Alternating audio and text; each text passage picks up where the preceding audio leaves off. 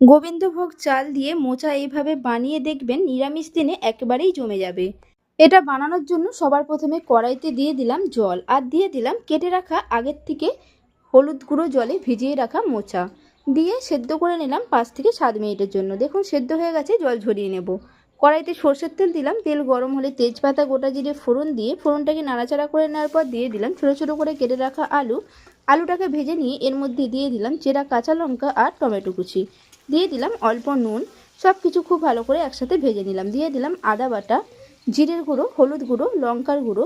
মশলাটাকে খুব ভালো করে কষিয়ে নিলাম। 10 মিনিট আগে গোবিন্দভোগ চাল আমি ভিজিয়ে রেখেছিলাম, সেটা জল ঝরিয়ে নিয়ে চালটাকে দিয়ে 3 থেকে 4 মিনিট কষিয়ে নিলাম। কষানো হয়ে গেছে, দিয়ে দিলাম সেদ্ধ করে জল ঝরিয়ে রাখা মোচাটাকেও গোবিন্দভোগ চাল আর মশলার সাথে খুব ভালো করে কষিয়ে নেব। আবারও 3 থেকে 4 মিনিট কষিয়ে নিলাম। দিয়ে দিলাম জল। আমি এখানে 1 বাটি জল দিয়েছি। মিশিয়ে নিয়ে এরপর এটাকে ঢাকনা আটকে হতে দিলাম 10 মিনিটের জন্য লো ফ্লেমে। 10 মিনিট পর ঢাকনাটাকে খুলে নিয়েছি। দেখুন গোবিন্দভোগ চালটা খুব ভালোভাবেই সেদ্ধ হয়ে গেছে। এরপর আমি এর মধ্যে দিয়ে দিলাম অল্প শাহি গরম মশলার গুঁড়ো, 1 চামচের মতো চিনি, নিরামিষ রান্নাতে চিনি দিলে খেতে ভালো লাগে, আর দিলাম 1 চামচ ঘি। গ্যাসটাকে বন্ধ করে নিয়ে নাড়াচাড়া করে নিলেই রেডি হয়ে গেল গোবিন্দভোগ চাল দিয়ে নিরামিষ মোচার ঘন্ট।